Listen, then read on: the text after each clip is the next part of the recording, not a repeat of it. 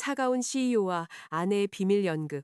차가운 심장을 가진 CEO. 그는 아내의 존재를 단 한 번도 의식한 적이 없었다. 그러던 어느 날 단단히 잠긴 문 너머로 매일 밤 반복되는 아내의 기묘한 일상에 그의 신경이 곤두서기 시작했다. 그는 서재에 앉아 은밀한 감시를 준비하며 아내의 방에 초소형 카메라를 숨겨두었다. 그리고 마침내 자정, 모니터 화면이 켜졌다. 그 순간 남자의 혈관 속 피를 세차게 요동치게 만드는 광경이 펼쳐졌다. 단 한 번도 품어본 적 없는 여자를 감시하게 만든 어두운 본능의 정체는 무엇이었을까? 그리고 매일 밤 카메라 렌즈 앞에서 펼쳐지는 오만한 재벌 총수마저 숨죽이게 만든 충격적인 미스터리는 과연 무엇이었을까? 이제 그들의 이야기를 시작한다. 뼛속까지 파고드는 차가운 밤 공기가 대한민국 수도 서울의 부촌, 그 중심에 위풍당당하게 서 있는 호화로운 저택의 유리창 틈새로 스며들었다. 얼음 궁전과도 같은 이 집에는 신성한 서약으로 묶였지만 눈에 보이지 않는 두꺼운 벽에 가로막힌 두 남녀가 살고 있었다. 강지훈과 서연우. 그들의 결혼은 사랑의 씨앗을 심고 애정으로 가꾼 결실이 아니었다. 지훈의 돌아가신 할아버지.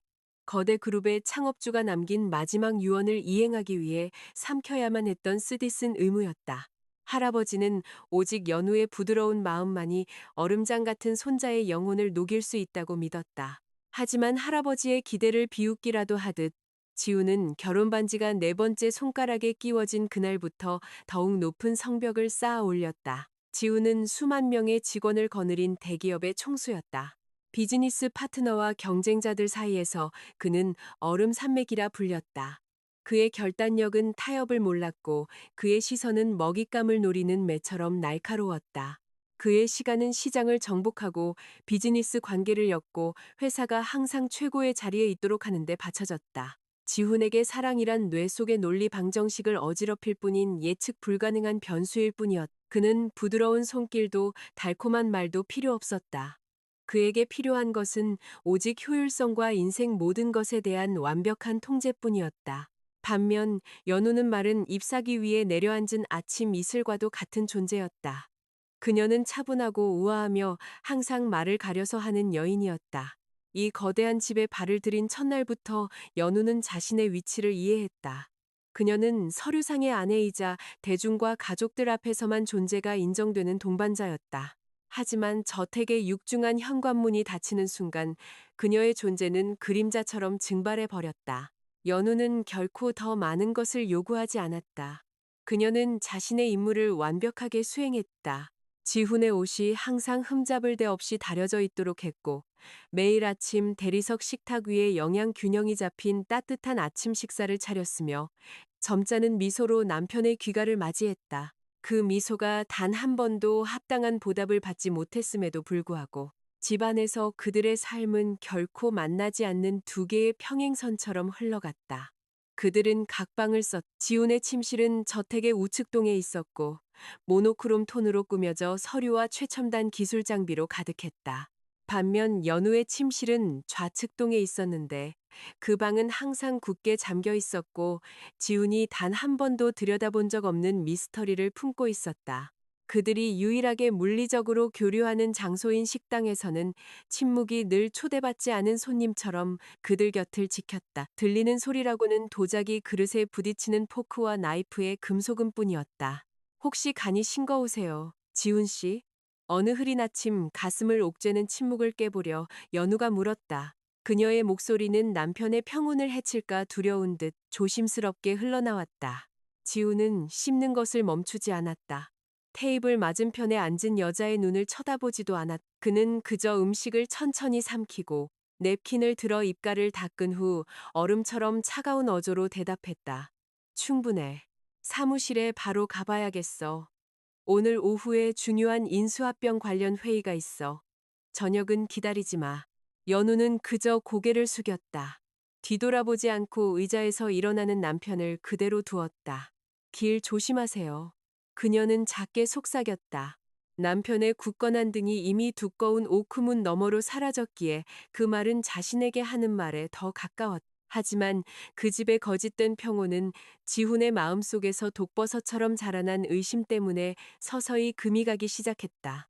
최근 몇 주 동안 그가 이끄는 회사는 중대한 위기에 처해 있었다. 거대한 다국적 기업과의 인수합병 마지막 단계에 있었고 그 거래의 가치는 수조 원에 달했다. 그런 엄청난 압박 속에서 지우는 보안팀으로부터 기밀 데이터가 유출된 정황이 있다는 보고를 받았다. 최측근 중 누군가가 회사의 전략 정보를 경쟁사에 팔아넘긴 것으로 의심되었다. 본래 그 누구도 쉽게 믿지 않는 성격의 지우는 걷잡을 수 없는 의심에 사로잡혔다. 그는 이 사진을 의심했고 비서들을 의심했으며 마침내 그 의심의 눈초리는 한 지붕 아래 사는 여자, 연우에게로 향했다. 지훈의 논리적인 두뇌는 그동안 무시했던 사건의 조각들을 맞추기 시작했다. 그는 아내의 습관에서 매우 이상한 패턴을 발견했다. 매일 밤, 시계의 긴 바늘이 11을, 짧은 바늘이 10을 가리키면 연우는 집안에서의 모든 활동을 멈췄다. 그녀는 좌측 동에 있는 자신의 방으로 들어갔고 방문이 잠기는 소리가 밤의 정적을 깨고 선명하게 들려왔다. 딸깍딸깍 두 번의 회전. 그 후로는 아무 소리도 들리지 않았다. 연우는 마치 해가 다시 뜰 때까지 세상에서 사라진 것 같았다. 언젠가 밤 회사 데이터 유출 문제로 불면증에 시달리던 지우는 물 한 잔을 마시기 위해 복도를 지나 주방으로 향했다. 연우의 방문 앞을 지날 때 그의 발걸음이 멈췄다. 그의 예리한 귀는 굳게 닫힌 목재문 너머에서 들려오는 기이한 소리를 포착했다. 천천히 발을 구르는 소리, 의미를 알 수 없는 중얼거림, 그리고 이따금씩 들려오는 나무 삐걱이는 소리. 그 소리는 거의 1시간 동안 계속되다가 마침내 사라졌다. 늘 체계적으로 사고하는 지훈의 뇌는 일방적인 결론을 내리기 시작했다. 왜 매일 밤 10시에 문을 걸어 잠가야 하는 거지? 안에서 무엇을 숨기는 거야? 비밀 통신망으로 내 경쟁사와 연락하는 건가? 그녀는 평범한 집안 출신이야. 누군가 나를 감시하는 대가로 거액을 제안했을 수도 있어. 지우는 턱을 굳히며 속으로 생각했다. 그 의심은 날이 갈수록 그의 이성을 불태웠다. 지우는 더 이상 업무에 집중할 수 없었. 순진하고 순종적으로 보이는 아내가 사실은 자신의 집에 따리를 튼 독사일지도 모른다는 상상은 그의 분노를 들끓게 했다. 그는 자신의 의심을 증명해야만 했다. 그는 연우가 그 잠긴 문 뒤에서 매일 밤 대체 무슨 짓을 하는지 알아내야만 했다. 직접 물어보는 것은 지훈의 방식이 아니었다. 그는 부인할 수 없는 명백한 증거가 필요했다. 마침내 절호의 기회가 토요일 오후에 찾아왔다. 연우는 오래전부터 도시 외곽에 사는 먼 친척의 집들이에 참석하기 위해 허락을 구해두었다. 그녀는 하룻밤을 묵고 다음날 점심때나 되어서야 돌아올 예정이었다. 연우를 태운 차가 저택 부지를 벗어나자 2층 창문 커튼 뒤에 서 있던 지우는 냉소적인 미소를 지었다. 시간을 낭비하지 않고 지우는 저택의 좌측동으로 단호하게 발걸음을 옮겼다.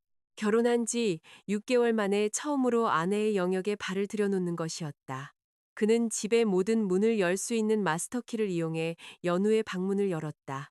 문이 열리자 부드러운 제스민과 백단향이 그의 후각을 자극했다. 방은 매우 단정하고 깨끗했으며 지훈의 딱딱한 방과는 정반대로 따뜻한 기운이 감돌았다. 지훈의 눈은 방의 모든 구석을 날카롭게 훑었다. 파스텔 톤의 침대보가 깔린 침대, 매우 소박한 화장품이 놓인 화장대, 그리고 고전 소설, 문학 서적, 예술 및 문화 관련 책들로 가득 찬 커다란 마호가니 책장이 있었다. 방구석에서 지훈의 눈은 어색하게 느껴지는 한 물체에 고정되었다. 복잡한 조각이 새겨진 앤티크한 나무 가방이 자물쇠로 단단히 잠겨 있었다. 그 가방은 작은 테이블 위에 매우 조심스럽게 놓여 있었다. 안에 뭐가 들었지? 회사 서류, 도청 장치, 아니면 내 적에게서 받은 돈. 지훈은 이마를 찌푸리며 중얼거렸다. 그는 가방을 들어보려 했지만 꽤 무거웠다. 황동 자물쇠를 부수지 않고는 열 수 없었다. 그는 성급하게 행동하지 않기로 결정했다. 확실한 증거를 잡기 전까지 연우가 자신의 방이 수색당했다는 사실을 알게 하고 싶지 않았다. 지우는 바지 주머니를 뒤져 작은 검은색 상자를 꺼냈다. 그 안에는 셔츠 단추만 한 크기의 무선 감시 카메라가 들어있었다. 숨소리처럼 작은 소리까지 잡아낼 수 있는 고성능 마이크가 장착되어 있었다. 카메라 렌즈는 매우 선명했고 최소한의 빛에서도 녹화할 수 있도록 특별히 설계되었다. 마치 전문 도둑처럼 천천히 지우는 마호가니 책장으로 다가갔다. 그는 거의 손대지 않은 것처럼 보이는 두꺼운 책 두 권 사이에 매우 전략적인 틈새를 선택했다. 이 각도에서 카메라 렌즈는 침대와 구석에 있는 앤티크한 나무 가방을 포함한 방 전체를 넓게 볼 수 있었다. 지훈은 작은 카메라를 흔적을 남기지 않는 특수 접착제로 붙였다. 그는 렌즈의 방향을 세심하게 조절했다. 카메라가 책 사이의 어두운 그림자처럼 완벽하게 숨겨진 것을 확인한 후 그는 서류 가방에서 태블릿 PC를 꺼냈다. 그의 능숙한 손가락이 화면 위에서 춤을 추며 감시 카메라의 신호를 자신의 개인 장치로만 접속할 수 있는 비밀 네트워크에 연결했다. 몇 초 만에 그의 태블릿 PC 화면에 매우 선명한 영상이 나타났다. 이제 연우의 방 전체가 그의 소나귀에 들어왔. 그는 모든 구석, 모든 그림자를 매우 명확하게 볼 수 있었다. 지훈은 만족스러운 미소를 지었다. 차갑고 승리에 찬 미소였다. 지금까지 어떤 가면을 쓰고 있었는지 한번 보자. 서연우 매일 밤 나에게서 무엇을 숨기는지. 네가 정말로 배신했다면 내 모든 것을 걸고 내 인생을 남김없이 파괴해버리겠어.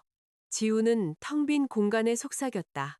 그의 목소리는 조용한 방의 벽에 부딪혀 낮게 울려 퍼졌다. 그는 자신이 만져서 조금이라도 흐트러졌을지 모를 모든 것을 다시 정리했다. 카펫 바닥에 남은 신발 자국을 지우고 아내의 방에서 걸어 나왔다. 그는 다시 문을 잠갔다. 이제 어둠 속에서 희미하게 깜빡이며 그 방에서 일어날 모든 일에 말없는 증인이 될 준비를 마친 작은 카메라만을 남겨둔 채 그날 밤 지훈은 개인 서재의 커다란 가죽 의자에 앉아 있었다. 방의 불은 일부러 꺼두었고 오직 모니터에서 나오는 푸른빛만이 그의 긴장된 얼굴을 비추고 있었다. 그는 들끓는 감정으로 아내의 텅 빈 방을 보여주는 화면을 응시했다.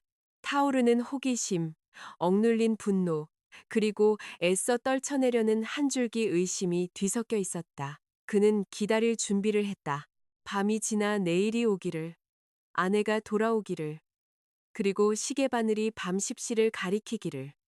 그가 모든 거짓말과 연극이 완전히 폭로될 것이라 확신하는 그 밤을. 하지만 이 얼음 산맥이 깨닫지 못한 것이 있었다.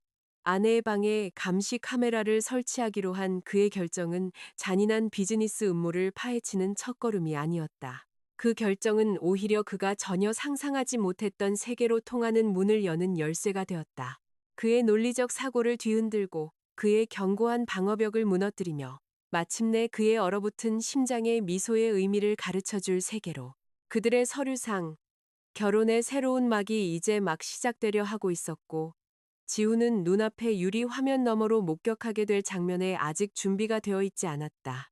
일요일 밤이 서울을 짙고 어두운 품으로 감쌌다. 보슬비가 지훈의 서재 유리창을 적시며 단조로운 리듬을 만들어냈고 남자의 고독과 함께했다. 그의 커다란 가죽 의자에 앉아 지훈은 생명 없는 얼음 조각상과도 같았다. 그의 눈은 마호가니 책상 위에 놓인 태블릿 PC 화면에 날카롭게 고정되어 있었다. 시간은 마치 기어가는 것처럼 느렸다. 시계바늘은 한 걸음 한 걸음 성스러운 숫자인 밤 십시를 향해 나아가고 있었다. 그날 종일 연우가 낮에 가족 행사에서 돌아온 이후로 지우는 평소보다 더 차갑게 굴었다. 아내가 공손하게 그의 손등에 입을 맞추었을 때 그는 그저 작게 고개를 끄덕일 뿐이었다. 그의 머릿속에서는 배신 시나리오가 고장난 테이프처럼 계속해서 돌아가고 있었다. 그는 오늘 밤이 결정의 밤이라고 순진한 얼굴과 부드러운 미소 뒤에 숨은 스파이를 현장에서 체포할 밤이라고 굳게 믿었다. 오늘 밤 내 상사에게 연락할 건가, 서연우? 지우는 속으로 냉소적으로 생각했다. 오늘 밤 내 회사 인수합병 서류를 보낼 건가? 거실에 낡은 궤종시계가 10번 울렸을 때 지훈 앞에 모니터 화면에 움직임이 나타났다. 좌측 동의 침실문이 천천히 열렸다. 연우의 모습이 안으로 들어섰다. 그녀는 몸의 곡선을 감추는 헐렁한 연한 파란색 면 파자마를 입고 있었다. 지우는 숨을 참았다.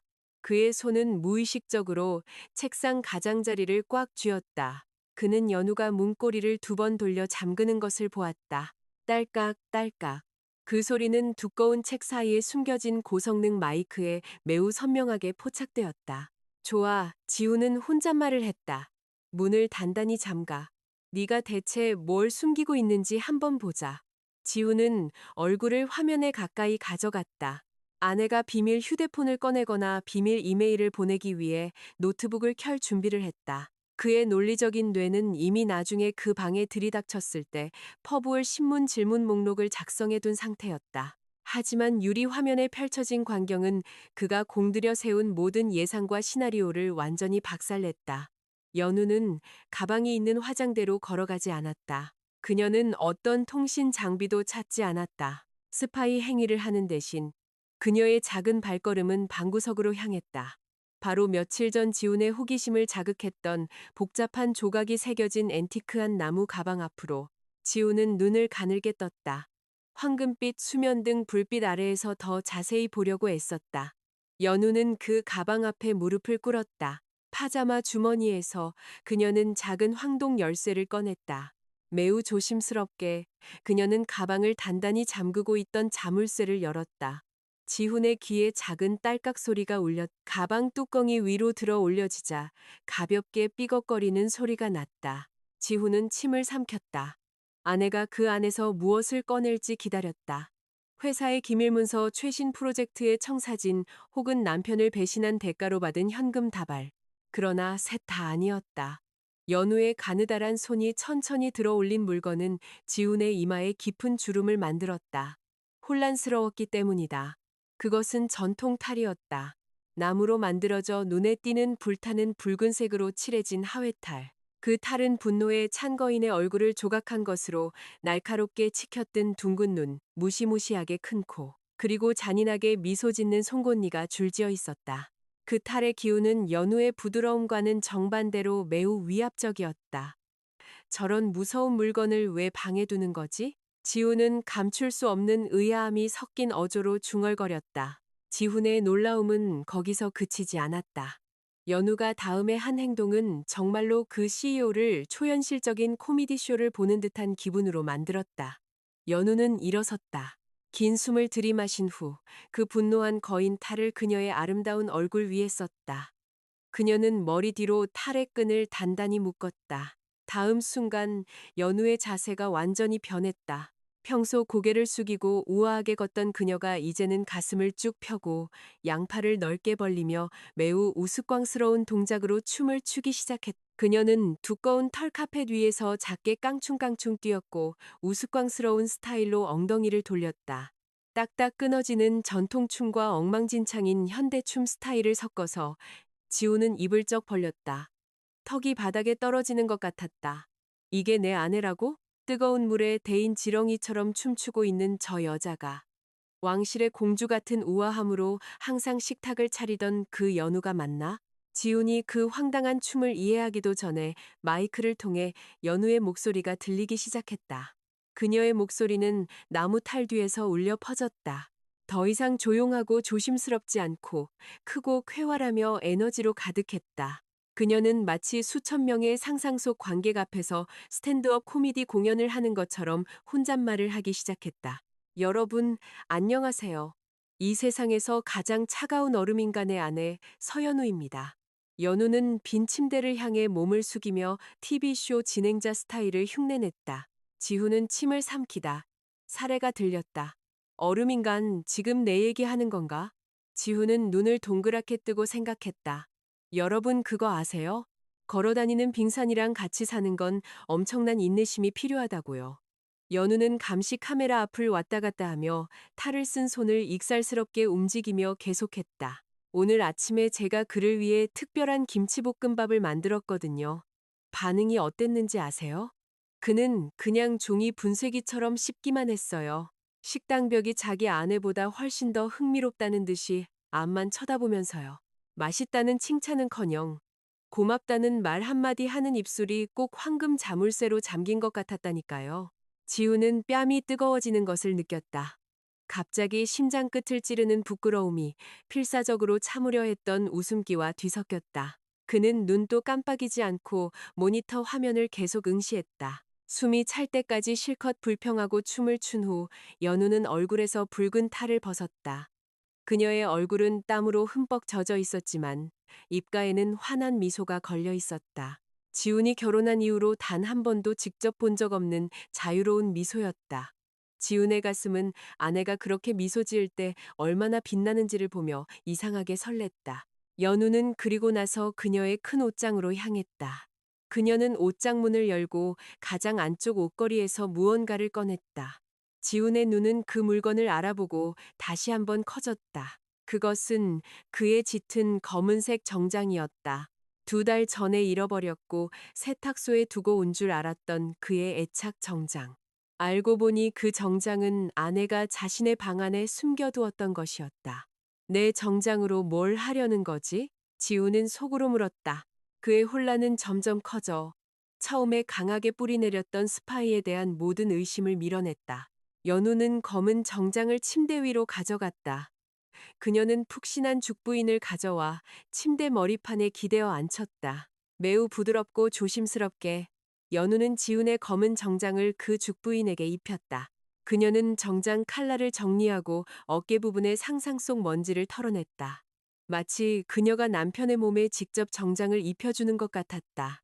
정장이 죽부인에 깔끔하게 입혀진 후 연우는 아까 그 분노한 붉은 거인 탈을 가져왔다.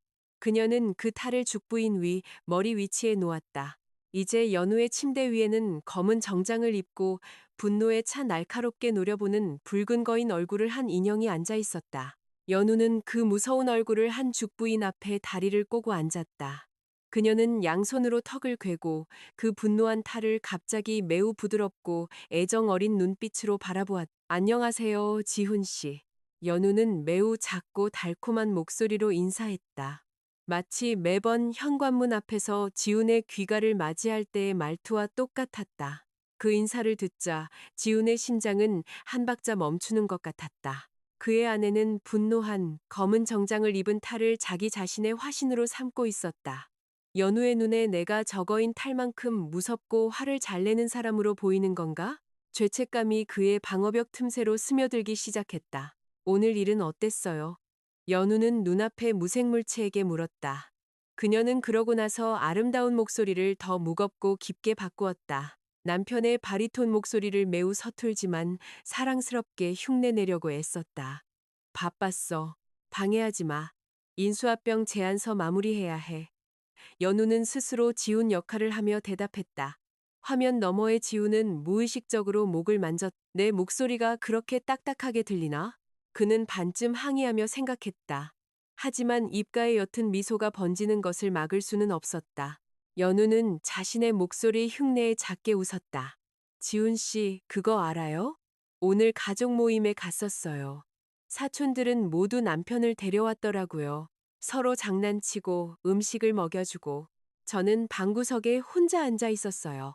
그들이 그 잘생기고 성공한 남편은 어디 있냐고 물었을 때 저는 거짓말을 할 수밖에 없었어요. 외국인 투자자랑 아주 중요한 회의 중이라고 말했죠. 지훈의 입가에 걸렸던 미소가 서서히 사라졌다. 그는 아내의 아름다운 얼굴에 스쳐 지나가는 슬픔의 그림자를 볼 수 있었다. 연우가 그 탈 앞에서 애써 미소를 유지하려 했지만 그녀의 목소리는 약간 떨렸고 깊은 외로움을 드러냈다. 지훈이 그 여자를 자신의 삶에서 멀리하기 위해 의도적으로 세운 얼음벽이 만들어낸 외로움. 그래도 괜찮아요. 연우는 분위기를 밝게 하고 슬픔을 감추려는 듯 명랑하게 말했다. 우리 가족을 위해 열심히 일하고 있다는 거 알아요. 다만 언젠가 노트북도 없고 휴대폰도 들지 않고 뒷마당에서 저와 함께 앉아있을 1시간만이라도 내주셨으면 좋겠어요. 그냥 우리 둘이서 오후에 따뜻한 차를 즐기는 거죠. 연우는 몸을 앞으로 기울여 날카롭게 노려보는 붉은 탈의 얼굴을 가까이 댔다. 그녀의 가느다란 검지가 아래로 구부러져 분노의 선을 그리는 나무 탈의 입술 끝을 만졌다. 매우 천천히 연우는 손가락을 위로 움직였다. 마치 그 탈의 입술을 끌어올려 미소 짓게 하려는 것처럼. 지훈 씨, 그 얼굴은 항상 이렇게 찌푸리기엔 너무 잘생겼어요. 연우는 바람결처럼 부드럽게 속삭였다. 미소 짓는 법을 잊으셨나요? 이리 와요. 제가 가르쳐 드릴게요. 연우는 긴 숨을 들이마신 후 두 눈이 초승달처럼 가늘어질 때까지 매우 넓고 밝게 미소 지었다. 자, 이렇게요. 한번 따라 해보세요. 어서요, 지훈 씨. 아주 조금만. 1mm만 위로요. 분명 당신의 잘생김이 몇 배는 더해질 거예요. 사무실 여직원들은 당신이 달콤하게 미소 짓는 걸 보면 다들 기절할걸요. 지우는 서재 의자에서 말없이 얼어붙어 있었다. 그의 눈은 모니터 화면을 깜빡이지 않고 응시했다. 그의 차가운 손이 이제는 따뜻하게 느껴졌다. 전에 느껴본 적 없는 이상한 감정이 가슴 속에서 요동쳤다. 그의 마음속에서 수년간 얼어붙어 있던 얼음덩어리가 10인치 유리 화면에서 뿜어져 나오는 온기에 의해 서서히 금이 가고 녹아내리는 것 같았다. 방 안에 있던 연우는 그녀의 유일한 관객이 격렬한 내적 갈등을 겪고 있다는 것을 알지 못했다. 그녀는 가짜 남편을 즐겁게 하기 위해 공연을 계속했다. 지훈 씨, 당신이 미소 짓지 않으니까 제가 수수께끼 하나 낼게요. 연우는 다시 불타오르는 열정으로 말했다. 그녀는 작게 헛기침을 하고 앉은 자세를 바로잡았다. 세상에서 가장 빠른 물고기가 뭔지 알아요? 당신은 모를 거예요. 회사 일에 너무 바쁘니까요. 연우는 몇 초간 침묵했다. 앞에 있는 탈로부터 상상의 대답을 기다렸다. 그러고 나서 그녀는 정장을 입은 죽부인을 가볍게 치며 큰 소리로 웃었다. 정답은 닥터피쉬예요. 하하하, 어때요? 재밌죠, 지훈 씨? 닥터가 닥치고의 줄임말이니까. 닥치고 빨리 가라는 뜻이잖아요. 하하하. 그 농담은 매우 썰렁하고 유치했다. 하지만 어둡고 조용한 그의 서재 안에서 지훈의 방어선은 마침내 완전히 무너졌다. 얼음 산맥이라 불리던 남자의 입술이 서서히 위로 휘어졌다. 그는 웃었다. 처음에는 코로 나오는 작은 콧방귀 소리였지만 곧 어깨가 들썩일 정도의 억눌린 웃음으로 변했다. 지훈은 아내의 엉뚱함에 웃었고 말도 안 되는 농담에 웃었으며 이 사랑스러운 엔터테이너를 비밀 요원으로 의심했던 자신의 어리석음에 웃었다. 지훈의 웃음은 그가 다시 모니터 화면을 보았을 때 서서히 멎었다. 방 안에서 연우의 웃음도 멈춰 있었다. 그 여자는 이제 검은 정장을 입고 붉은 탈 얼굴을 한 죽부인을 꼭 껴안고 있었다. 그녀는 그 죽부인의 가슴에 머리를 기대고 깊은 그리움으로 남편의 정장 옷감을 어루만졌다. 지훈 씨, 연우는 이제 목이 메고 거의 속삭이듯 작은 목소리로 불렀다. 우리 결혼이 당신 눈에는 그저 유언장종이 한 장에 불과하다는 거 알아요. 제가 당신이 사랑하는 여자가 아니라는 것도 알고요. 하지만 그거 아세요? 할아버님이 병원 정원에서 우리를 처음 소개해 주셨던 그날, 저는 첫눈에 반했어요. 저는 항상 기도했어요. 언젠가 당신 마음속에 얼음이 녹기를, 언젠가 당신이 이 나무 탈과 죽부인이 아니라 진짜 저를 안아줄 수 있기를. 한 방울의 눈물이 연우의 눈꺼풀에서 떨어져 지훈의 검은 정장 칼날을 적셨다. 그녀는 그 죽부인을 더 꽉 껴안았다. 마치 그 웅장한 집을 항상 감싸고 있는 차가움으로부터 보호를 찾는 것처럼. 계속 기다릴게요, 지훈 씨. 당신이 이 항상 잠긴 문 뒤에서 조용히 당신을 사랑하며 제가 여기 있다는 걸 깨달을 때까지. 연우의 마지막 문장은 거대한 망치처럼 지훈의 가슴을 내리쳤다. 그의 숨이 목구멍에서 막혔. 죄책감, 후회, 그리고 감동이 뒤섞여 그의 논리와 오만함을 집어삼키는 감정의 소용돌이가 되었다. 그의 아내는 배신자가 아니었다. 그의 아내는 돈에 미친 차가운 여자가 아니었다. 그의 아내는 남편의 무관심 속에서 스스로의 행복을 만들어내려 했으는, 그리고 자신의 세계에 빠져 있는 어리석은 남자를 향한 거대한 사랑을 남몰래 품고 있는 매우 외로운 여자였다. 지우는 무심코 눈꺼풀에 고인 눈물로 흐릿해진 시야로 모니터 화면을 바라보았다. 그는 연우가 포옹을 풀고 정장을 입은 죽부인을 자신의 베개 옆에 눕히고 애정 가득 이불을 덮어주는 것을 보았다. 연우는 그리고 나서 주 수면등을 껐고 창문 틈으로 들어오는 달빛만이 어둠을 물들였다. 적외선 렌즈가 장착된 감시 카메라는 이제 붉은 거인 탈을 향해 옆으로 누워 서서히 꿈나라로 빠져드는 연우의 모습을 계속 녹화했다. 그날 밤 지우는 자신의 방으로 돌아가지 않았다.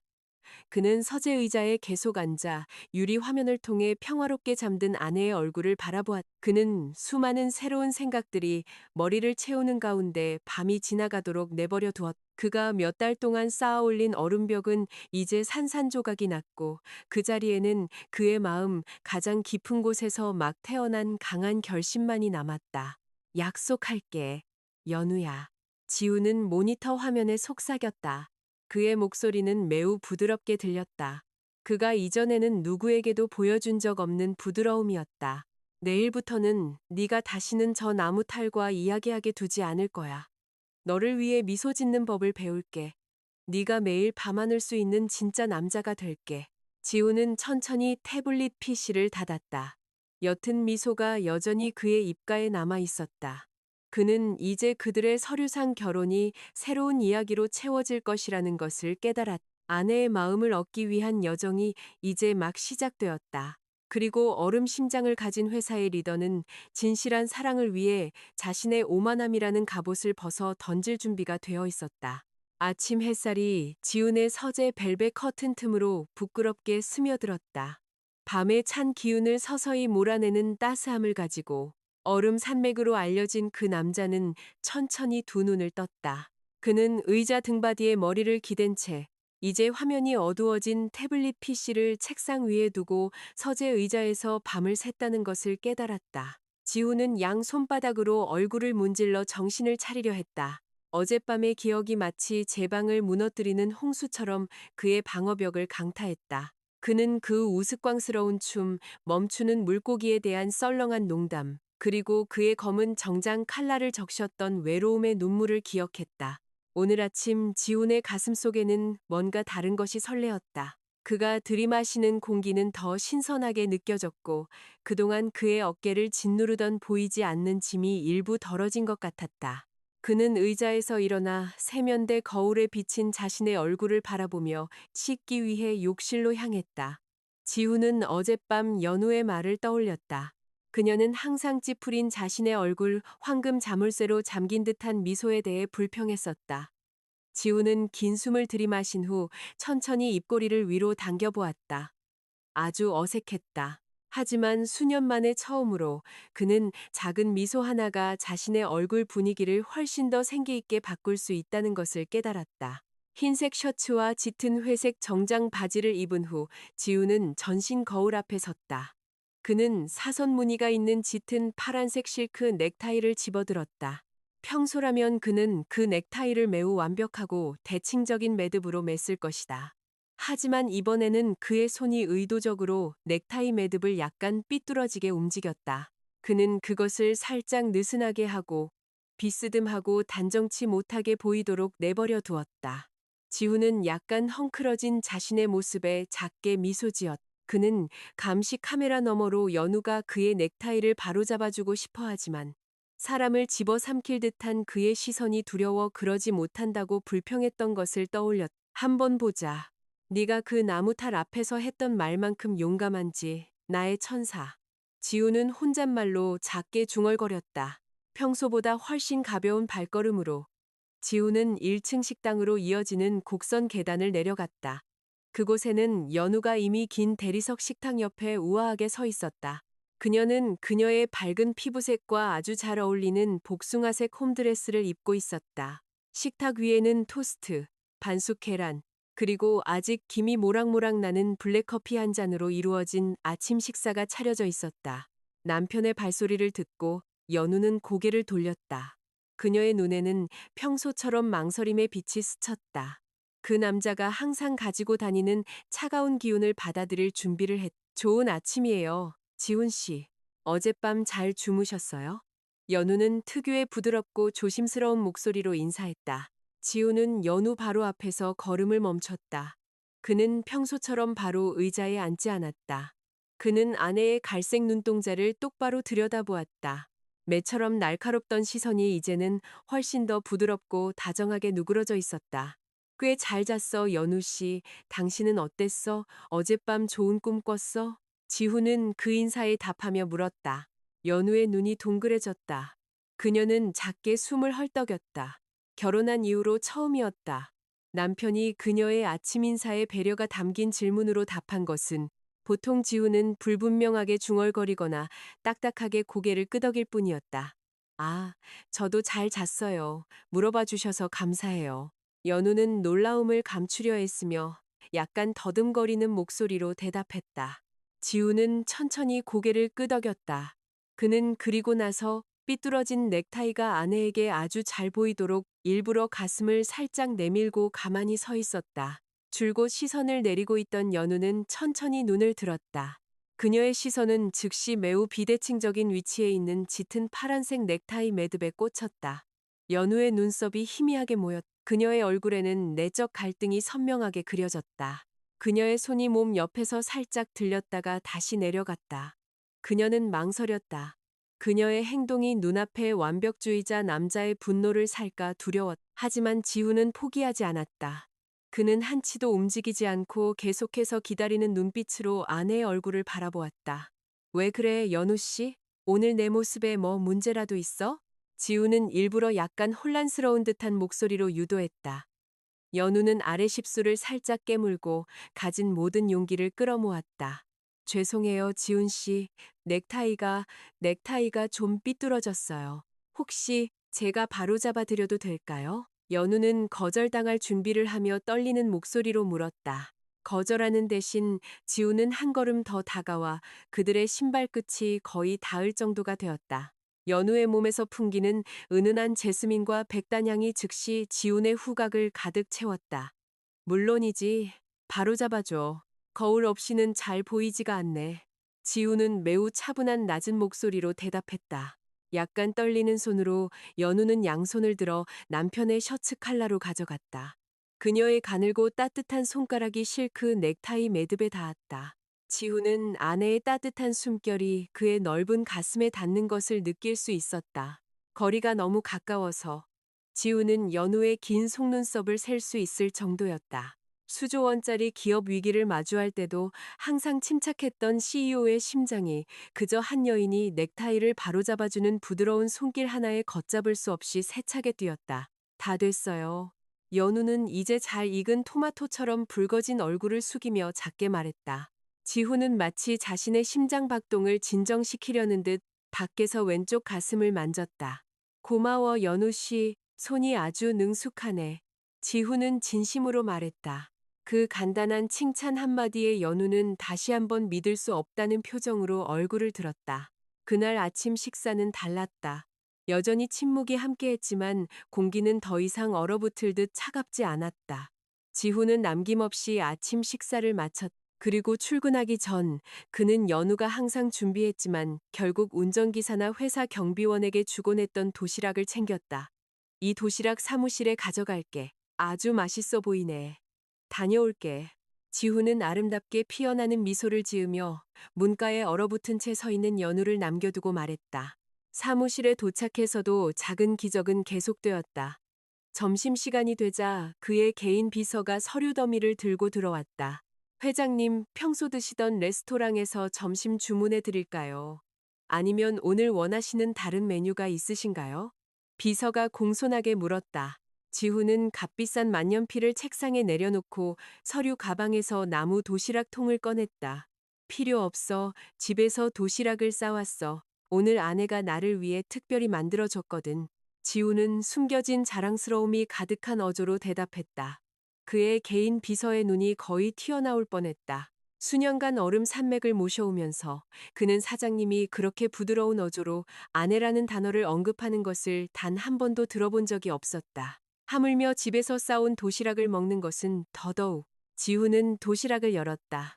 흑후추 닭고기와 브로콜리 볶음의 향이 즉시 그의 식욕을 돋웠. 그는 눈을 감고 한 숟가락 한 숟가락 먹으며 그동안 낭비했던 사랑의 양념을 음미했다. 수도의 어느 5성급 레스토랑 음식보다 훨씬 맛있었다. 시간은 빠르게 흘러갔다. 지우는 해가 지고 밤이 오기를 참을 수 없이 기다렸다. 그는 모든 업무를 일찍 끝내고 매우 단순하지만 놀라운 이유로 비즈니스 파트너와의 저녁 식사 초대를 거절했다. 집에 가야 합니다. 아내가 집에서 기다리고 있습니다. 그날 밤 정확히 10시. 지우는 마치 가장 좋아하는 프로그램이 방영되기를 기다리는 열혈 시청자처럼 서재 의자에 준비를 마쳤다. 그는 태블릿 PC 화면을 켜고 좌측 동침실의 비밀 감시 카메라에 연결했다. 아니나 다를까. 얼마 지나지 않아 문이 열리고 연우가 그녀가 좋아하는 분홍색 실크 파자마를 입고 들어왔다. 그날 밤의 루틴이 시작되었다. 연우는 문을 잠그고 나무 가방을 열고 분노한 거인 탈을 꺼내 지훈의 검은 정장을 침대 위에 푹신한 죽부인에 입혔다. 하지만 오늘 밤 연우의 에너지는 넘쳐흘렀다.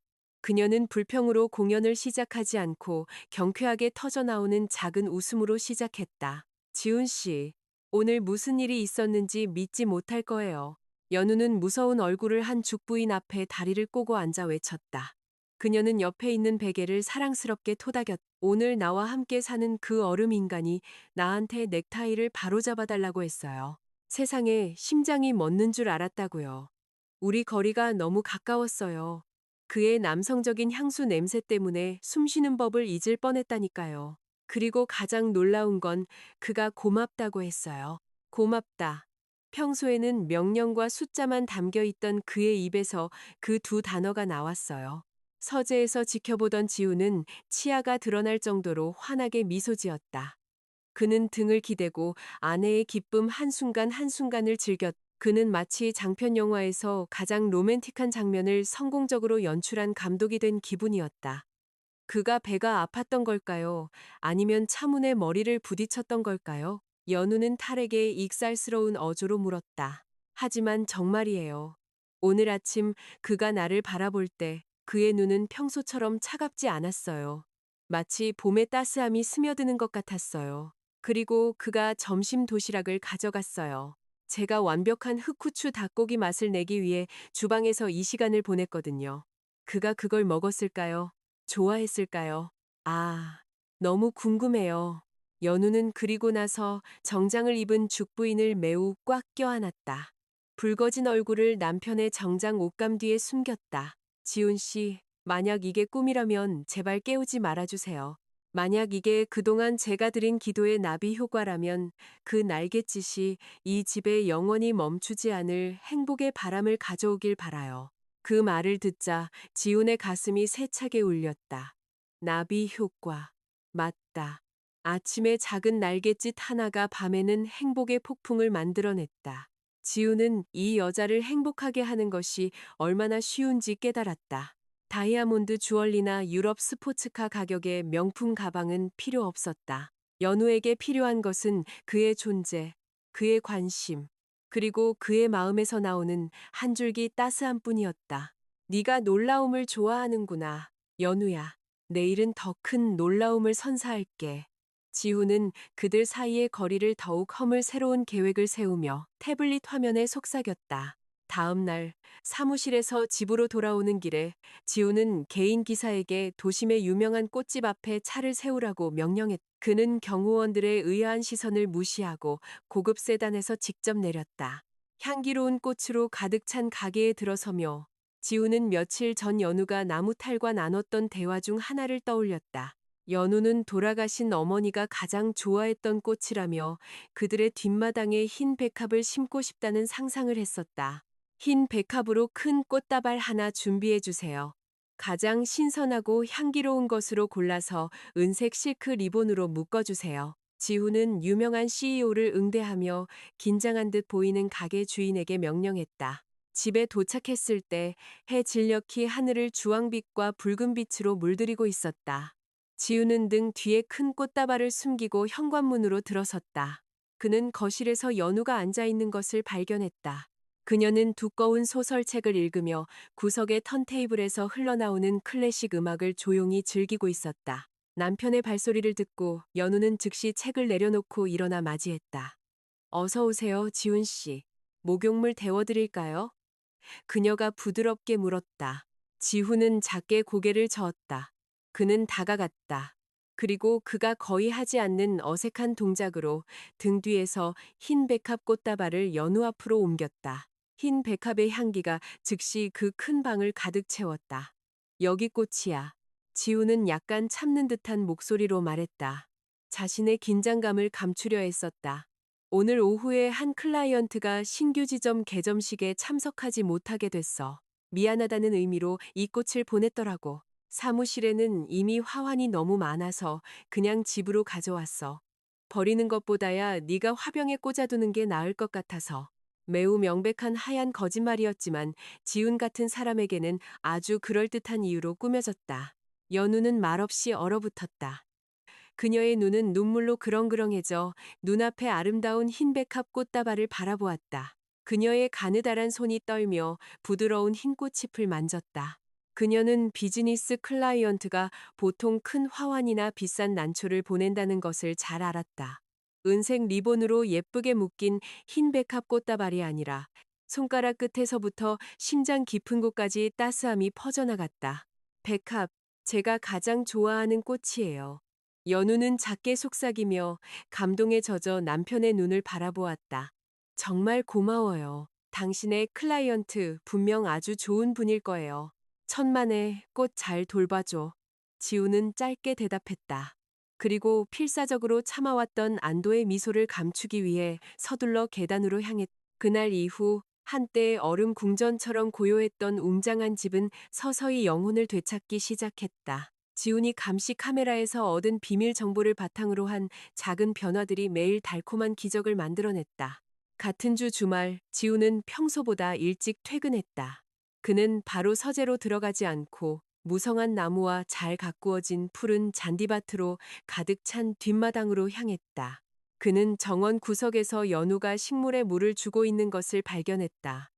지훈은 나무 데크에 서서 양손을 바지 주머니에 넣었다. 연우 씨, 따뜻한 차와 간식 준비됐어? 지훈이 그날 오후에 정적을 깨며 물었다. 연우는 손에 든 호스에서 흐르는 물을 멈추고 재빨리 고개를 돌렸다. 네, 지훈 씨, 방금 불을 껐어요. 식당에서 드시겠어요? 아니면 서재에서요? 연우가 다시 물었다. 이리 가져와. 지훈은 정원 한가운데 꽃피는 플루메리아 나무 그늘 아래 놓인 작은 흰색 철제 원형 테이블을 가리키며 말했다. 오늘 오후 날씨가 아주 맑네. 여기서 당신과 함께 차를 마시며 즐기고 싶어. 휴대폰은 안에 두고 와. 나도 태블릿은 두고 왔으니까. 오늘 오후는 우리 둘만 즐기자. 연우는 그 요청을 듣고 마치 땅에 발을 딛고 있지 않은 기분이었다. 그 말은 며칠 전 그녀가 나무탈에게 속삭였던 희망과 정확히 일치했다. 그녀는 향긋한 캐모마일 차가 담긴 도자기 주전자와 초콜릿으로 코팅된 쿠키 한 접시가 담긴 쟁반을 들고 서둘러 집 안으로 들어갔다. 그날 오후 그들은 마주 앉았다. 회사 서류도 클라이언트의 전화벨 소리도 목을 조르는 침묵도 없었다. 처음으로 지우는 자신의 어린 시절에 대해 조금 이야기했다. 할아버지가 유일한 후계자인 자신을 얼마나 엄격하게 교육했는지에 대해서. 연우는 주에 깊게 들었고 이따금씩 지훈이 매우 존중받는다고 느끼게 하는 부드러운 반응을 보였다. 집안 분위기는 정말로 변했다. 평소 조용하고 두려움 속에서 일하던 가사도우미들은 이제 정원에서 가벼운 대화를 나누며 휴식을 취하는 주인 부부를 훔쳐보며 미소를 짓곤 했다. 얼음 산맥은 정말로 녹아 아내의 마음속 화원을 살리는 강물이 되었다. 하지만 현실 세계에서 그들의 관계가 친밀해질수록 연우의 탈과의 밤의 루틴은 멈추지 않았다. 그날 밤 지훈이 처음 감시 카메라를 설치한 지 정확히 2주가 지난 날, 그는 다시 태블릿 화면 앞에 앉았다. 화면 속에서 연우는 침대 위에서 무릎을 끌어안고 앉아 있었다. 분노한 탈은 더 이상 정장을 입고 있지 않고 그저 그녀의 무릎 위에 놓여 있었다. 연우의 얼굴은 평소처럼 폭발적인 쾌활함을 띠지 않고 희미한 두려움과 섞인 평온함을 발산했다. 그녀의 손가락은 부드럽게 붉은 거인 얼굴의 나무 조각을 어루만졌다. 지훈 씨, 이 집에 무슨 마법이 일어나고 있는지 모르겠어요. 연우는 매우 슬프고 깊은 목소리로 속삭였다. 최근 몇 주 동안 당신은 제가 항상 꿈꿔왔던 모습으로 변했어요. 제 요리를 먹어주고 꽃을 선물해주고 정원에서 저와 함께 앉아주었어요. 당신이 나를 바라볼 때 당신의 눈은 더 이상 무섭지 않고 대신 엄청난 안정감을 줘요. 연우는 긴 숨을 내쉬며 책 뒤에 숨겨진 카메라 렌즈를 똑바로 응시했다. 마치 남편의 눈을 직접 들여다보는 것 같았다. 하지만 마음 깊은 곳에서는 너무 두려워요. 이 변화가 일시적일까봐. 당신 기분이 좋아서 회사 인수합병이 성공해서 그런 걸까봐 두려워요. 어느 날 아침에 깨어났을 때 우리가 막 허물기 시작한 두꺼운 벽을 다시 쌓아 올리는 그 얼음 인간이 다시 내 앞에 서 있을까봐 무서워요. 투명한 눈물이 연우의 뺨을 타고 흘러내려 나무탈 표면에 정확히 떨어졌다. 저는 너무 깊이 빠져버렸어요. 낮에 당신이 저에게 따뜻하게 대할수록 밤에 이 잠긴 방에서 제 모든 감정을 숨겨야 한다는 사실에 더 죄책감을 느껴요. 저는 할아버지의 유언 때문에 제가 제 의무를 잘 수행해서가 아니라 당신이 저를 온전한 아내로서 진정으로 원하기 때문에 사랑받고 싶어요. 방 건너편에서 지훈의 가슴은 아내의 두려움에 찬 눈물을 보며 답답해졌다. 그는 자신을 저주했다. 범죄를 파헤치기 위해 시작한 작은 거짓말이 이제는 자신의 감정을 옭아매는 그물이 되어버렸다. 그는 이 비밀 생방송을 즐기는 것이 더 이상 옳지 않다는 것을 깨달았다.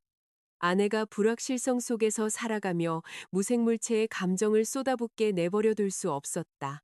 반면 자신은 유리 화면 뒤에 숨어 비겁자처럼 감시하고 있었다. 이제 그만. 지우는 단호한 어조로 속삭였다. 그는 한 번의 부드러운 동작으로 태블릿 PC 화면을 닫았다. 그의 눈은 서재의 어둠을 꿰뚫고 앞을 똑바로 응시했다. 네가 다시는 두려움에 울게 두지 않을 거야, 연우야. 이 모든 연극을 끝낼게. 내일 내 방에서 그 빌어먹을 카메라를 제거할 거야. 모든 것을 고백할 거야. 탈이라는 중개자 없이, 어떤 거짓말도 없이 내 진심을 너에게 직접 전할 거야. 그날 밤 지훈은 굳은 결심을 하고 잠이 들었다. 그는 오만한 CEO로서의 모든 자존심을 버리고 이제 그의 마음속 모든 공간을 차지한 여자와 함께 진정한 행복을 얻을 준비가 되어 있었다. 그는 내일이 오기를 참을 수 없이 기다렸다.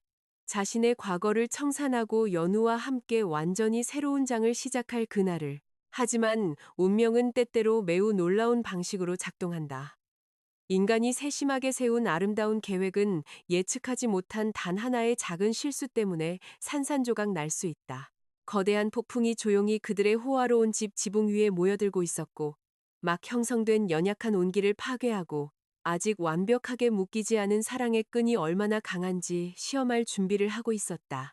그날 아침 수도 서울은 흰 구름 사이를 뚫고 나오는 금빛 햇살로 맞이했다. 맑고 희망찬 하루를 약속하며 서서히 오만함의 갑옷을 벗어 던진 CEO 강지훈에게 오늘 아침은 이전의 어떤 아침보다 훨씬 더 특별하게 느껴졌다. 그는 입가에 자연스럽게 그려진 미소와 함께 잠에서 깨어났다. 더 이상 잔인한 비즈니스 경쟁이나 측근의 배신에 대한 악몽의 흔적은 없었다. 이제 그의 머릿속을 가득 채운 것은 오직 한 쌍의 부드러운 갈색 눈과 그의 마음 깊은 곳을 항상 따뜻하게 해주는 경쾌한 웃음소리뿐이었다. 지우는 욕실의 큰 거울 앞에 섰다. 그는 자신의 모습을 바라보며 셔츠 칼라를 정리하고 밤새 준비한 몇 마디 말을 연습했다. 오늘은 결정의 날이었다. 그는 자신이 만든 모든 비밀 연극을 끝내기로 굳게 결심했다. 그는 일찍 퇴근해서 뒷마당에 아주 로맨틱한 저녁 식사를 준비할 것이었다. 그리고 가장 중요한 것은 연우가 그 존재를 알아채기 전에 아내의 책장 뒤에 심어진 작은 감시 카메라를 제거하는 것이었다. 그는 이제 너무나 사랑하는 여자와 순수하고 정직한 새로운 장을 시작하기 전에 모든 거짓말을 깨끗이 청산하고 싶었다. 지훈이 계단을 내려올 때 버터와 시나몬을 바른 토스트의 고소한 향기가 그의 후각을 맞이했다.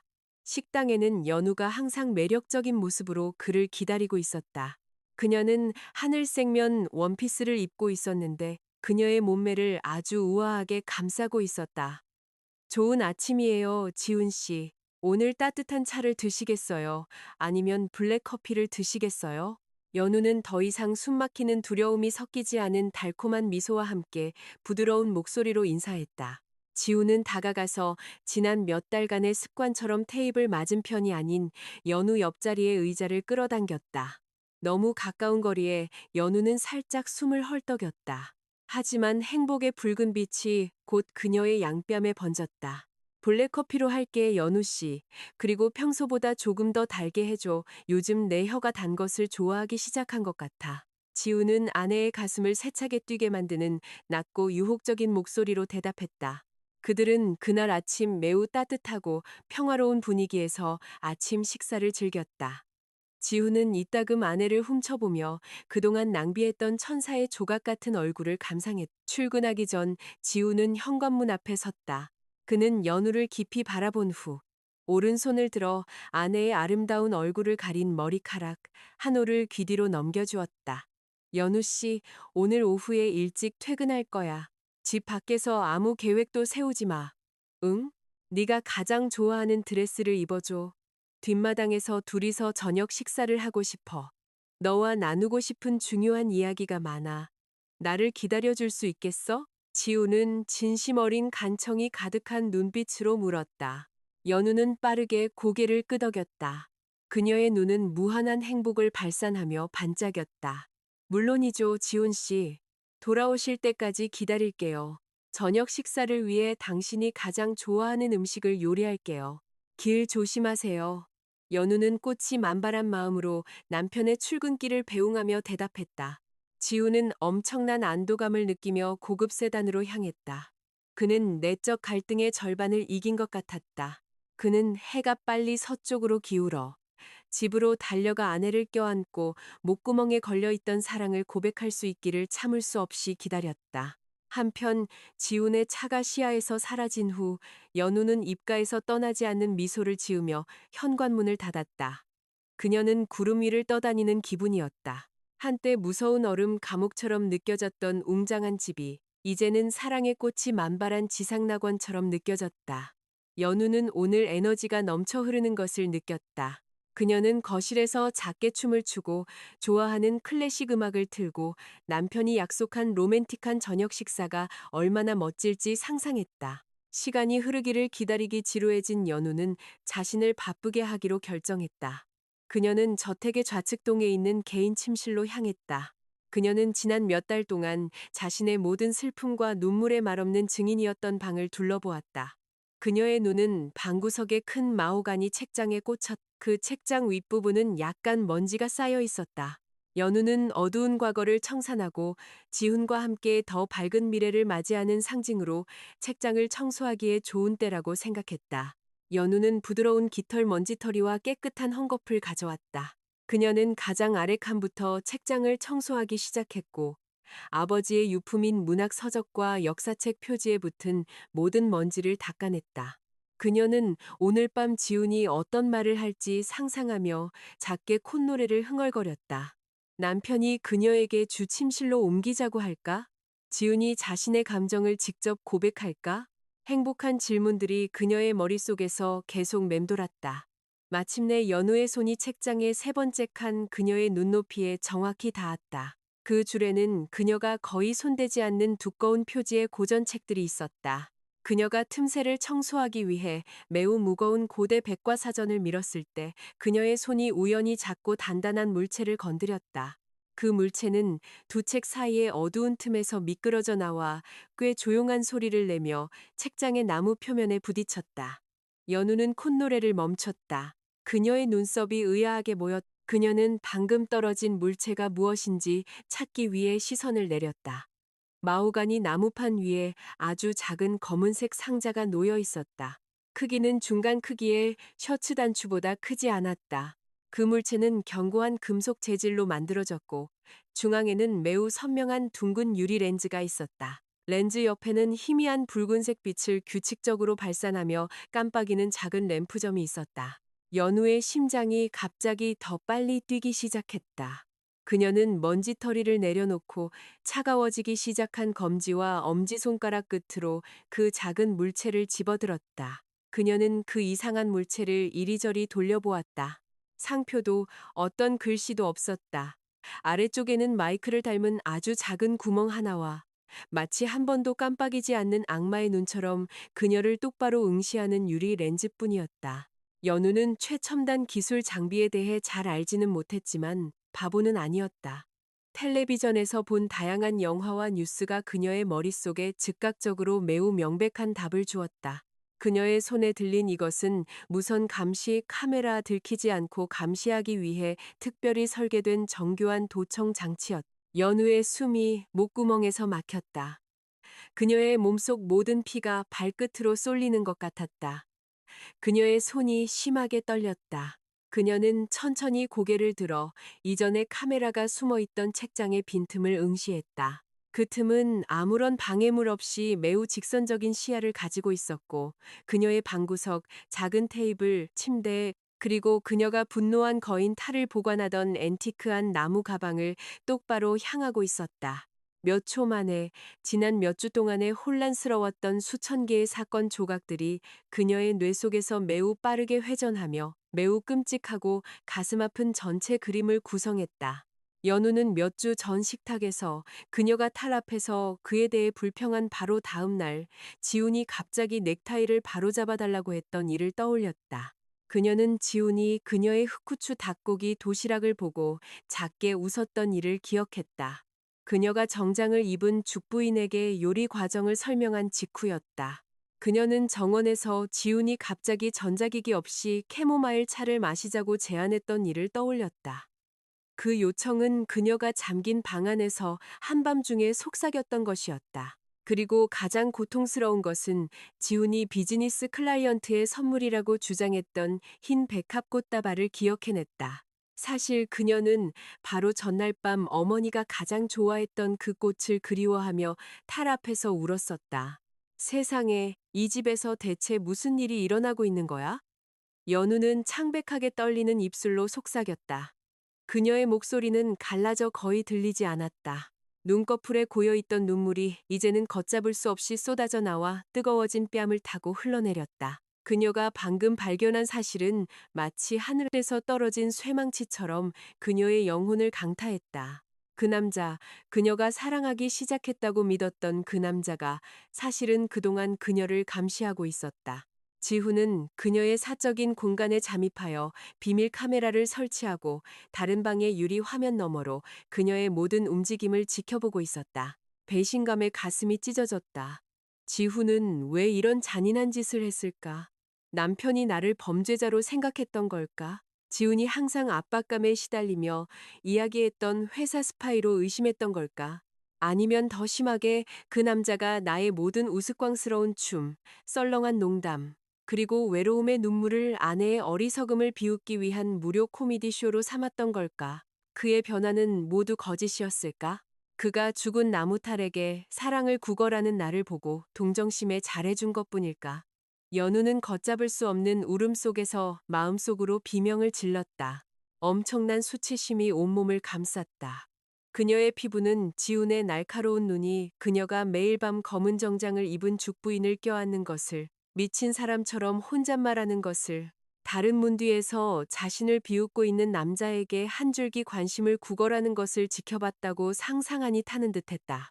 이 모욕은 몇 달 동안 무시당했던 것보다 훨씬 더 고통스러웠다. 이것은 그녀의 자존심, 사생활, 그리고 가장 순수한 사랑에 대한 유린이었다. 연우는 등이 침대 가장자리에 부딪힐 때까지 몇 걸음 물러섰다. 그녀는 카펫 바닥에 주저앉아 무릎을 끌어안고 목 놓아 울었다. 그녀의 울음소리는 조용한 방 안에 울려 퍼졌고 더 이상 달콤한 말이나 가장 비싼 꽃다발로도 치유할 수 없는 고통을 소리쳤다. 오늘 아침 느꼈던 모든 따스함이 이제는 서서히 그녀의 혈관에 주입된 치명적인 독처럼 느껴졌다. 거의 1시간 동안 눈이 붓고 목소리가 쉴 때까지 운 후 연우는 천천히 일어섰다. 그녀의 시선은 이제 텅 비어 있었다. 그녀의 아름다운 두 눈에서는 더 이상 생명의 빛이 나지 않았다. 그녀는 옷장 위에서 중간 크기의 여행 가방을 꺼냈다. 영혼을 잃은 기계처럼 매우 뻣뻣한 동작으로 그녀는 옷 몇 벌, 개인 서류, 그리고 부모님의 유품을 가방에 넣기 시작했다. 그녀는 지훈의 비서가 그녀를 위해 사주었던 명품, 보석 또는 비싼 옷은 하나도 챙기지 않았다. 그녀는 이 궁전을 가장한 지옥에 처음 발을 들였을 때 가져왔던 것만 챙겼다. 연우의 발걸음은 그리고 나서 방구석에서 멈췄다. 그녀는 열려있는 앤티크한 나무 가방을 바라보았다. 그 안에는 그동안 그녀가 외로움으로부터 피신했던 유일한 장소였던 붉은 거인 얼굴의 탈이 놓여 있었다. 연우는 여전히 떨리는 양손으로 그 탈을 집어들었다. 그녀는 그 탈의 분노한 얼굴을 바라보았다. 이제 그 나무 조각이 말로 표현할 수 없는 자신의 분노와 실망을 반영하고 있다고 느꼈다. 하지만 그녀가 그 탈을 핸드백에 넣으려 할 때 힘없는 그녀의 손이 움켜쥐는 힘을 잃었다. 수십 년 된 나무 탈이 그녀의 손가락에서 미끄러져 침대 다리 옆에 단단한 대리석 바닥에 부딪혔다. 나무가 갈라지는 날카로운 소리가 정적을 깼다. 붉은 탈은 불균등한 두 조각으로 쪼개져 거인의 비웃는 미소를 두 개의 슬픈 조각으로 나누었다. 연우는 아버지의 유품인 부서진 탈을 바라보며 말없이 얼어붙었다. 그녀는 더 이상 울지 않았다. 그녀의 눈물은 가슴속의 텅 빈 공간으로 대체되어 말라버렸다. 그녀는 그 쪼개진 탈이 이제 산산조각이나 다시는 합쳐질 수 없는 자신의 마음을 상징한다고 느꼈다. 그녀는 부서진 탈 조각을 바닥에 그대로 두었다. 대신 그녀는 화장대 맨 아래 서랍으로 향했다. 그 서랍 안에서 그녀는 짙은 파란색 플라스틱 파일을 꺼냈다.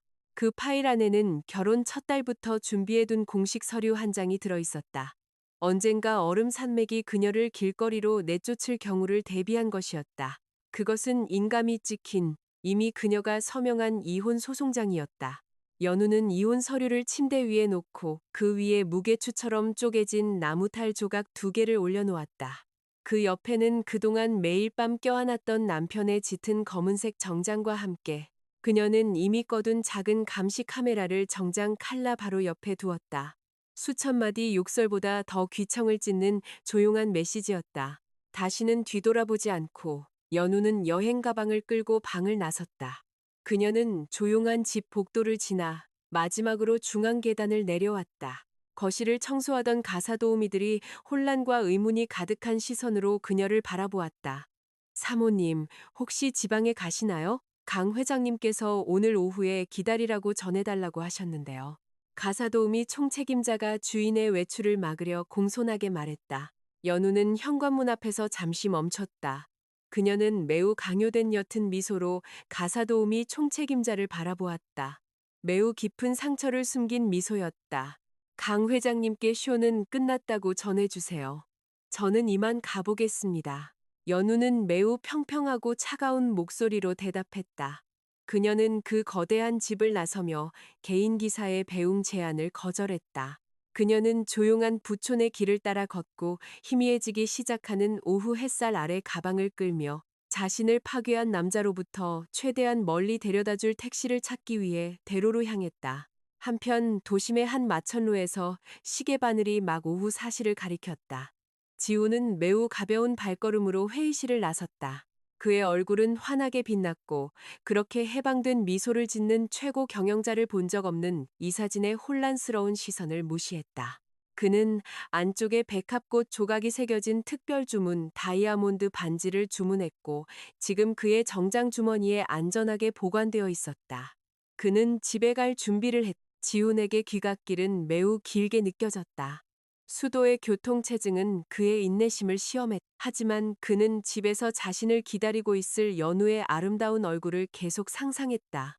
그는 아내가 아름다운 드레스를 입고 로맨틱한 작은 조명으로 장식된 뒷마당에 서 있는 모습을 상상했다.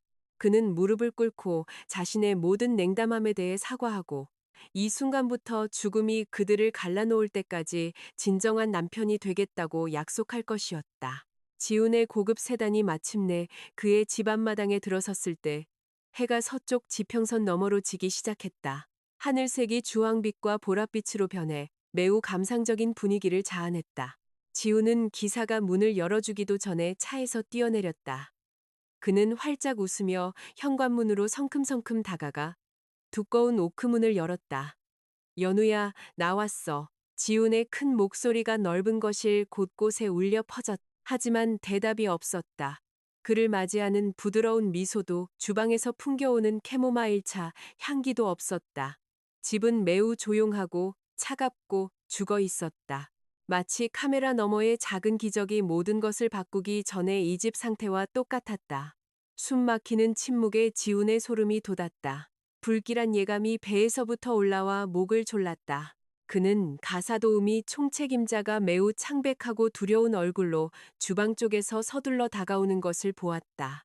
회장님, 사모님께서 그분이 가사도우미는 더듬거렸다. 나쁜 소식을 어떻게 전해야 할지 몰랐다. 뭐라고? 내 아내에게 무슨 일이야? 어디 있어?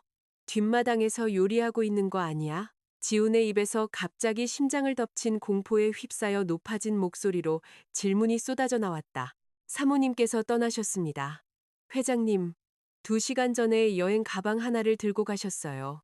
회장님 말씀대로 막으려 했지만 거절하셨습니다. 사모님께서 전해달라고 하셨습니다.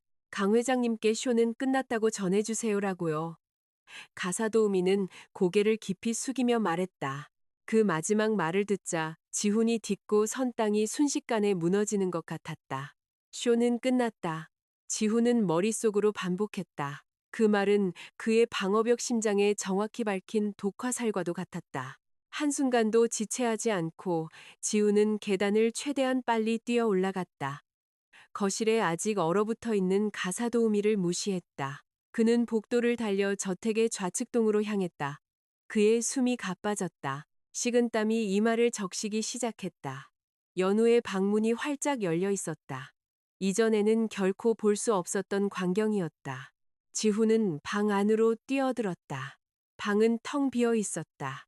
옷장은 열려 있었고 비옷걸이와 그가 선물했지만 전혀 손대지 않은 몇 벌의 고급 옷만 남아 있었다. 평소 마음을 진정시키던 제스민 향이 이제는 가슴을 답답하게 했다. 지훈의 발걸음이 침대 옆에서 뻣뻣하게 멈췄다. 그의 눈은 침대 위의 광경에 고정되었고 그 순간 심장이 멎는 것 같았다. 깔끔한 침대보 위에는 그의 검은 정장이 아무렇게나 접혀 있었다.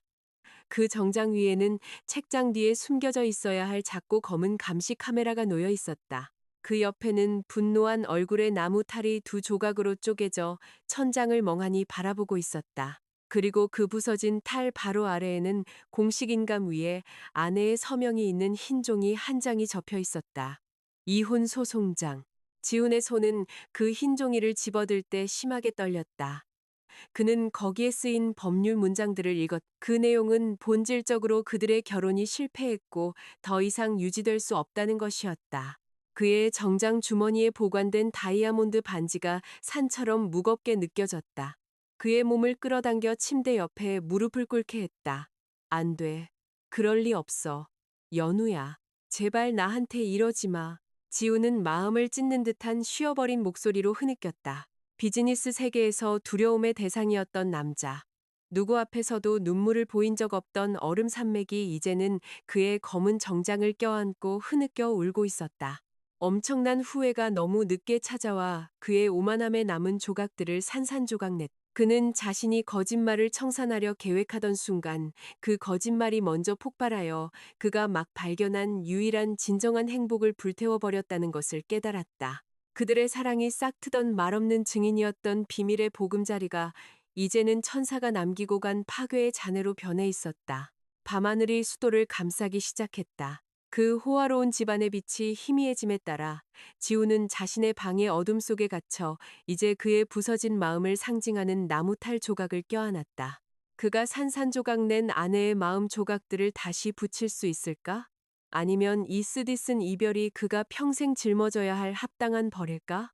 연우가 그 웅장한 집을 떠난 지 7일이 지났다. 이제 그 집은 지독한 정적 속에서 얼어붙은 거대한 무덤처럼 느껴졌다.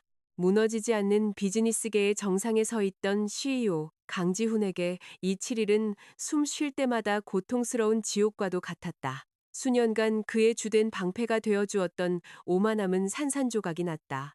매일 밤 베개를 적시는 끝없는 후회의 눈물과 함께 쓰러져 내렸다. 물질적 성공의 상징이었던 집은 이제 모든 생명과 빛을 잃었다. 더 이상 오후의 캐모마일 차 향기도 그의 귀가를 맞이하는 부드러운 인사도 없었다. 그리고 가장 고통스러운 것은 그가 남몰래 항상 기다렸던 진심 어린 미소가 사라졌다는 것이다. 불도 켜지 않은 어두운 서재에서 지훈은 두꺼운 카펫 바닥에 다리를 꼬고 앉아 있었다.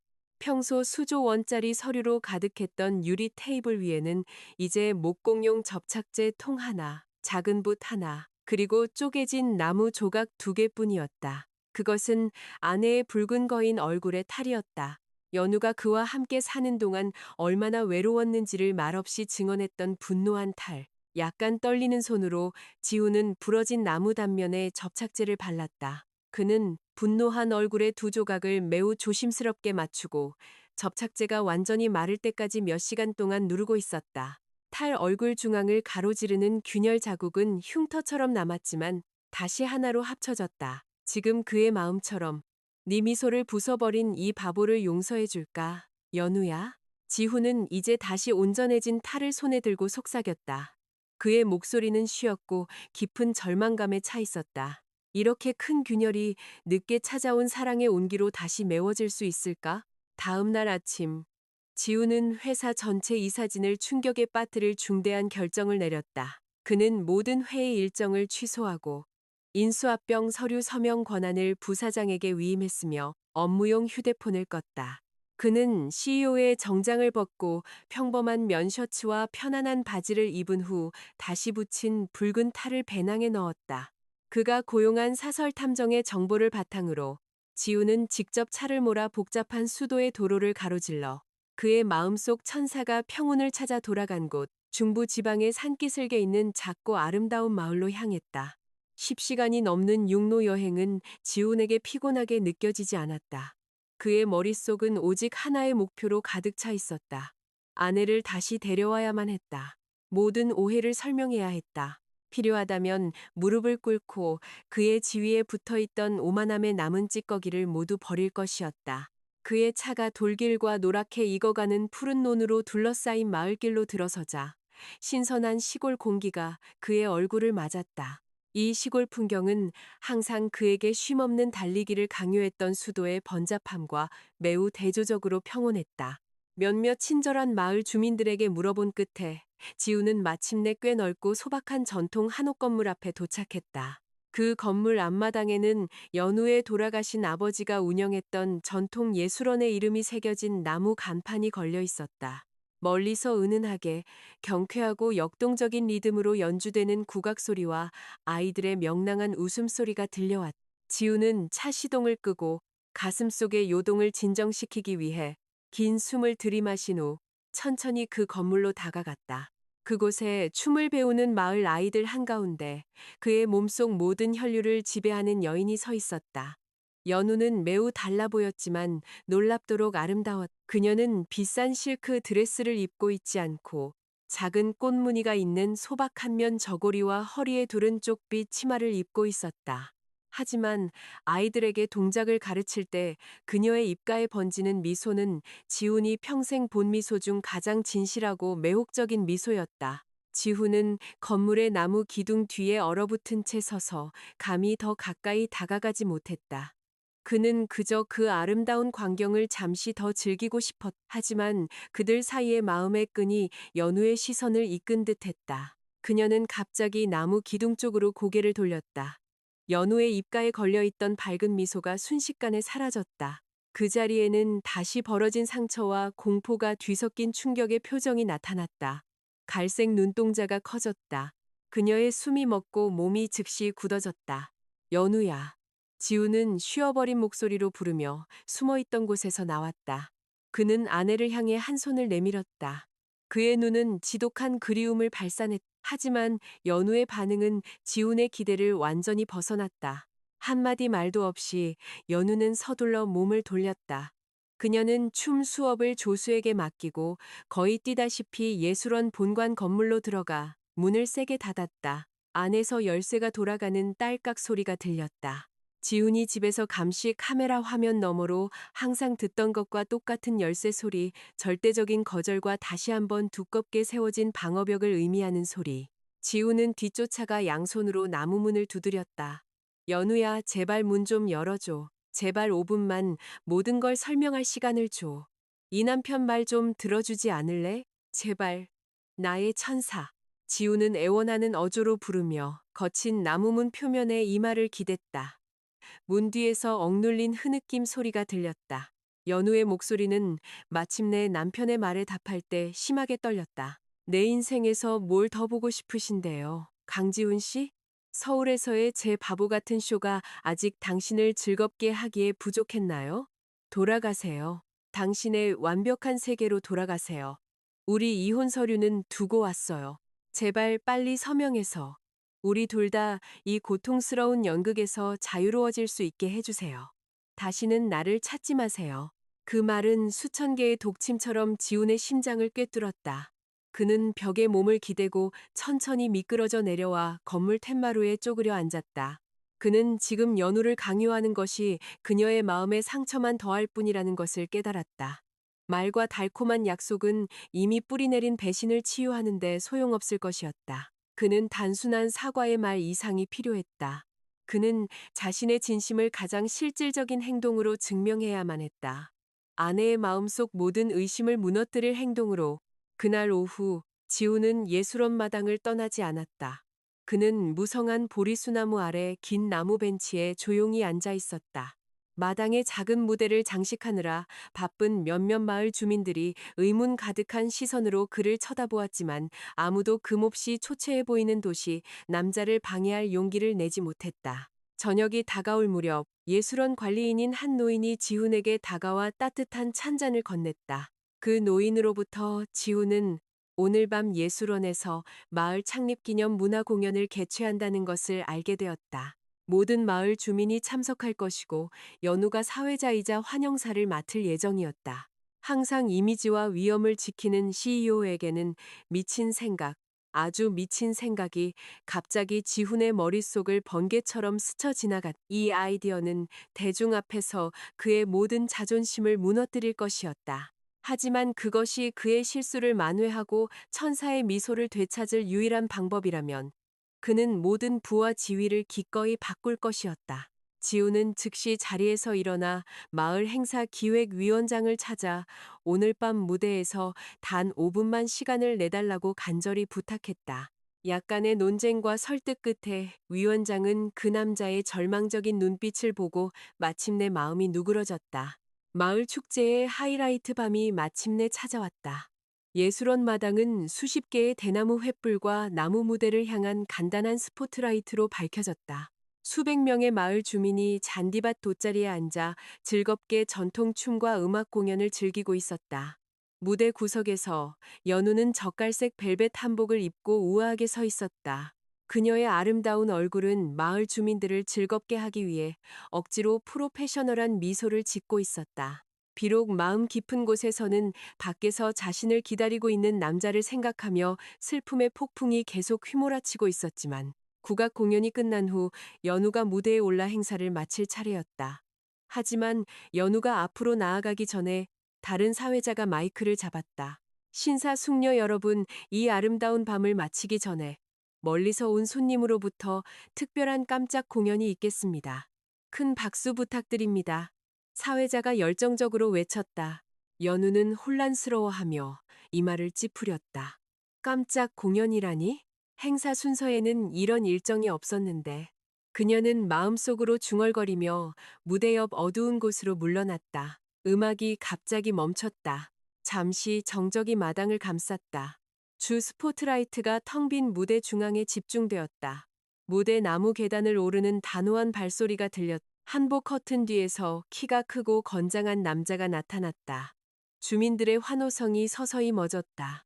그 자리에는 의아함의 중얼거림이 대신했다. 그 남자는 매우 호화로운 짙은 검은색 정장을 입고 있었다. 소박한 시골 분위기와는 전혀 어울리지 않았다. 하지만 모든 사람을 숨죽이게 한 것은 그 남자의 얼굴을 가리고 있는 물건이었다. 그는 붉은 거인 얼굴에 탈을 쓰고 있었다. 중앙에 접착제로 붙인 긴 균열 자국 때문에 흠집이 나 보였다. 무대 옆에서 연우의 눈이 튀어나올 듯이 커졌다. 그녀의 심장은 가슴이 아플 정도로 거칠게 뛰었다. 그녀는 그 검은 정장을 알아보았다. 그녀는 그 접착제 자국이 있는 붉은 탈을 알아보았다. 그것은 그녀의 남편, 강지훈이었다. 항상 비논리적인 것들을 경멸하던 CEO가 이제 수백 명의 마을 주민 앞에서 매우 비상식적인 모습으로 서 있었다. 저기서 뭘 하고 있는 거지? 연우는 온몸을 떨며 속삭였다. 남편이 미친 걸까? 하지만 그 광기는 거기서 멈추지 않았다. 지우는 나무 탈 뒤에서 긴 숨을 들이마셨다. 그는 모든 수치심과 자존심을 가장 깊은 나락으로 밀어넣었다. 항상 태블릿 화면 너머로 보던 춤 동작을 떠올리며 지우는 양팔을 넓게 벌리기 시작했다. 밤의 정적 속에서 비싼 정장을 입은 남자는 작게 깡충깡충 뛰고 매우 뻣뻣한 스타일로 엉덩이를 돌리며 전통과 현대를 섞은 매우 우스꽝스러운 딱딱 끊어지는 춤을 추기 시작했다. 그의 동작은 매우 어색하고 리듬에 맞지 않았으며 매우 우스꽝스러워 보였다. 처음 몇 초 동안 모든 관객은 너무 놀라 얼어붙어 있었다. 하지만 정장 입은 남자의 춤이 얼마나 우스꽝스러운지를 보고 서서히 웃음소리가 터져나오기 시작했다. 어린아이들의 웃음에서 시작해 마침내 모든 마을 주민이 그 매우 재미있는 즉석 코미디 공연을 보며 큰 소리로 웃었다. 지우는 숨이 찰 때까지 계속 춤을 추었다. 그는 탈 뒤에서 땀을 흘렸지만 신경 쓰지 않았다. 충분하다고 느낀 후 그는 무대 중앙의 마이크 스탠드로 걸어갔다. 그는 양손으로 스탠드를 잡고 일부러 목소리를 높여 말하기 시작했다. 아내가 방에서 수수께끼를 낼 때의 말투를 똑같이 흉내냈다. 여러분, 안녕하세요. 오늘 밤 제가 아주 중요한 수수께끼를 하나 가지고 왔습니다. 지훈의 목소리가 마이크를 통해 마당 전체에 울려 퍼졌다. 그는 잠시 말을 멈추고 눈물을 흘리기 시작한 채 무대 옆에 얼어붙은 연우의 그림자를 바라보았다. 세상에서 가장 빠른 물고기가 뭔지 알아요? 아는 사람 있어요. 정답은 닥터피쉬예요. 닥치고 빨리 가라는 뜻이니까요.其中的那个曾经讲过的无聊笑话大声地说了出来。村民们虽然不明白这个笑话的真正含义，但看到戴着愤怒面具的自勋自信的样子，还是笑了。但对于言语来说，这个笑话一点也不好笑。那是揭穿他所有怀疑之墙的埃森之间那个傲慢的男人，为了向他证明他珍惜妻子每一个愚蠢的习惯，愿意在公众面前放下自尊，当一个小丑，做最丢脸的事。舞台上，子勋深深地吸了一口气，他慢慢地将手举到脑后，解开了红色面具的绳子。他把面具从脸上摘下来，让那个愤怒的巨人雕像轻轻地掉在舞台地板上。CEO 英俊的脸庞现在暴露在聚光灯下，他的头发凌乱，脸上汗水淋漓，昂贵的西装也有些褶皱，但是他的眼神那么温暖、温柔，散发着无比真挚的爱意，没有任何阻碍。志勋直直地看着用颤抖的双手捂住嘴巴的言语，他的目光锁定在妻子的眼睛上，慢慢地拉起了嘴角。他露出了一个微笑，不是冷笑，不是僵硬的微笑，而是他向世界展示过的最灿烂、最明亮、最幸福的微笑。他的眼睛弯成了月牙形，就像言语曾经交给面具的微笑一样。他把嘴唇凑近麦克风，他的声音现在变成了深沉、温柔、动人心魄的男中音。你终于教会了这个愤怒的面具如何微笑。言语，请不要再离开他了。志勋非常真诚地说。那句神奇的话在夜空中回响，穿透了妻子的耳膜，扫清了他心中所有残留的伤痕。那个该死的摄像头，一开始确实是因为我愚蠢地担心公司数据泄露而安装的。但是在屏幕后看到你，是我黑暗人生中最美好的事。那个摄像头让我意识到我浪费了多么宝贵的女人。我错了，因为我撒了谎。我错了，因为我没有立刻拥抱你。对不起，我的天使，我爱你。我非常爱你，比世界上任何东西都爱。言语的眼泪再也忍不住了。这一次的哭泣不是绝望的哭泣，而是感动和幸福的泪水。她丈夫的爱火烧尽了她的自负，完全融化了她冰冷的心。不顾数百双感动地看着他们的眼睛，言语跑上舞台的台阶。她用尽全力跑向那个张开双臂站着的男人，言语装进丈夫宽阔的胸膛。她紧紧地抱着志勋的脖子，仿佛害怕那个男人会化为烟雾消失。志勋也同样紧紧地回抱了她。他把脸埋在妻子的脖颈里，深深地吸着那一周来几乎让他因思念而发疯的茉莉花香。在那个简朴的乡村木质舞台上，在漫天星光下，在村民们热烈的掌声中，冰山终于在他早晨的阳光怀抱中彻底融化了。那天晚上，他们俩没有多说话，温暖的拥抱和相互凝视的眼神已经说明了一切。所有的误会都已解开，充满谎言、合同和秘密摄像头的旧篇章被永远的紧紧合上了。第二天，咨询和言语回到了首都，不再是被一张遗嘱束缚的两个陌生人，而是作为一对完全相爱、相互理解彼此缺点的夫妻。离婚协议书被撕成了无数小片，夜晚再也没有上锁的房间。现在，每天晚上，那位曾经愤怒的前 CEO 在和唯一一个用心的温柔征服了残酷世界的女人一起入睡前，总会给予最温暖的拥抱和最甜蜜的微笑。一个充满偏见的开始，迎来了幸福的结局。